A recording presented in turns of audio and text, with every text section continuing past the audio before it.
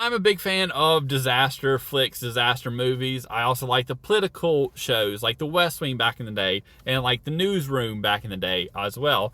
I even like the Obama's movie, The World Behind, that came out in like 2023. I'm not saying it was great, but I even like stuff like that, right? So I was excited for Zeroday to come out, which is a new Netflix series. It's a limited series, and I've watched through it, and I have some thoughts. I'm not going to spoil anything here, but I just want to make some similarities on their comparison to the people in that show to real world people. So they make a lot of references to like these right-wing podcaster, news type people. And it seems very similar that they're trying to portray them as the Alex Jones of the world or the Tucker Carlsons of the world, painting them in every negative light that they can while doing that. It's an over-the-top trope that they've used in a lot of shows and movies over the years, and I just think it's overused and lazy at this point. Now the Robert De Niro character seems to be pretty in line with how they wanted Joe Biden to be viewed after he left office. And they have him like losing his mind, being delusional, losing train of thoughts,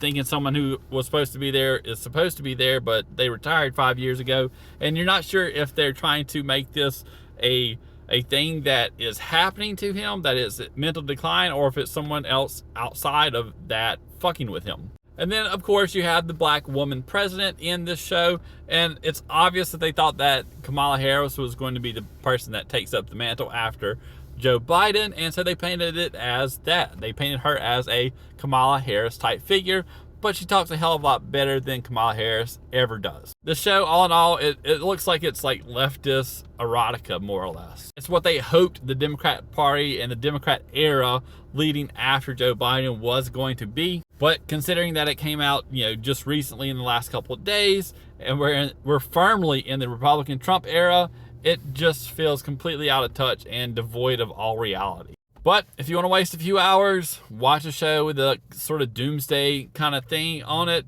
it's not terrible. I'm not saying this is terrible, but you're going to see the leftist sort of like leaning of this the entire show. It just is what it is, unfortunately.